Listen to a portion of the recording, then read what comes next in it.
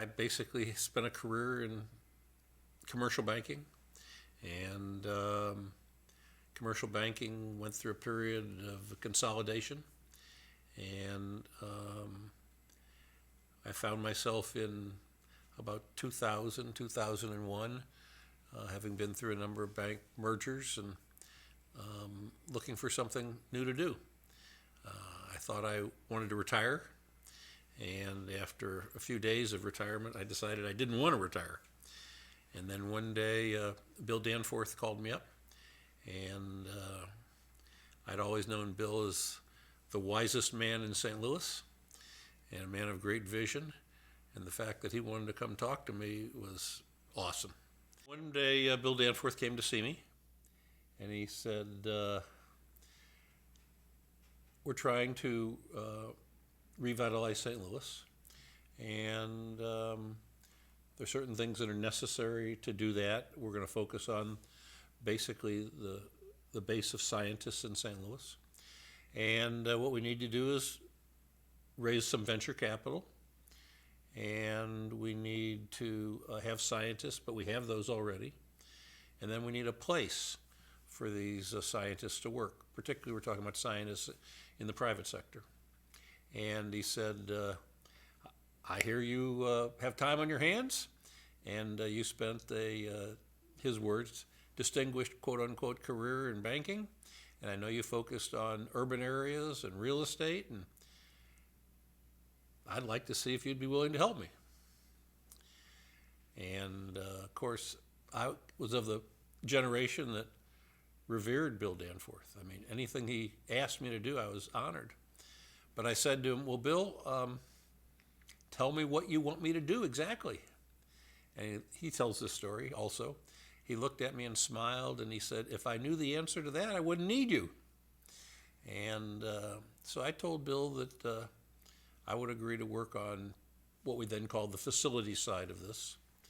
And I had a lot of energy, to be honest, and I did have a lot of experience.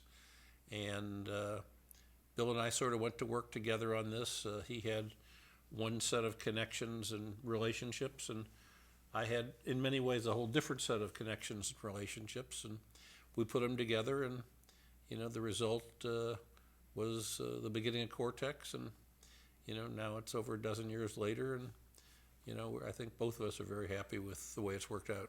I was at a stage where I was a little bit interested in the Regional Commerce and Growth Administration. I wasn't a captive member or whatever, but Dick Fleming, who was then head of the Regional Commerce and Growth Administration, organized a trip every year to a city that St. Louis could learn something from.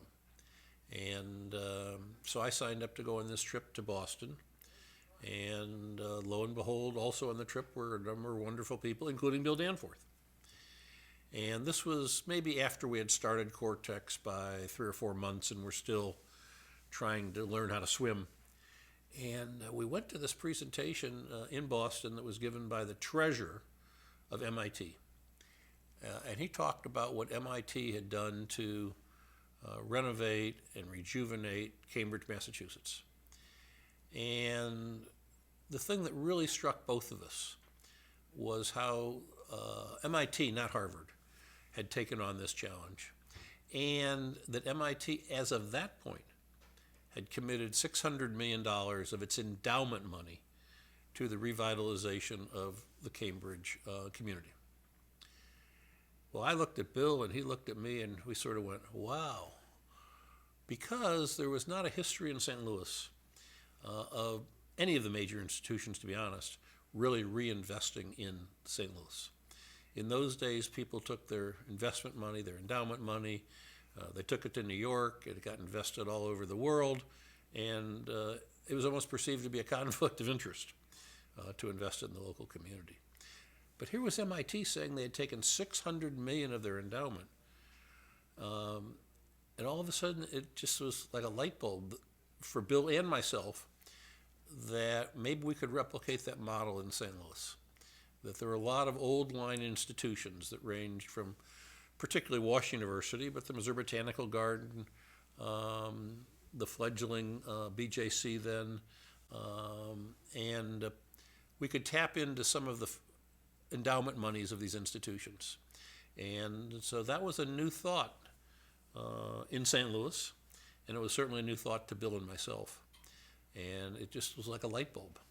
So we came back, and early on we went to talk to Mark Wrighton.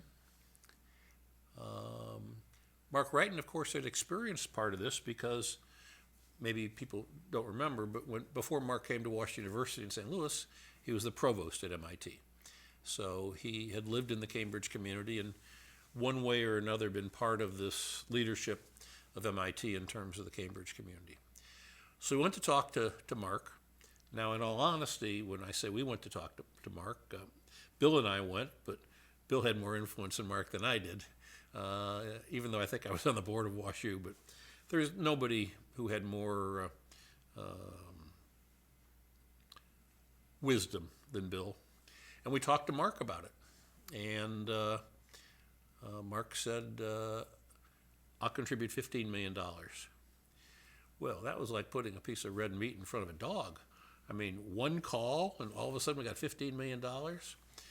So we then tried to replicate it. And with the endorsement then of Washington University, we went to talk to the people at Barnes Jewish Hospital and convinced them to put in $5 million. And then we went to St. Louis University and convinced them to put in $5 million. And then we went to the University of Missouri, and in this case it was really Bill, went to talk to Blanche Toohill. And the University of Missouri has never had excess money, but Blanche liked this idea a lot. So in her case, she actually allocated operating money to Cortex, but money's fungible. I mean, it was funded out of their operating budget as opposed to their endowment.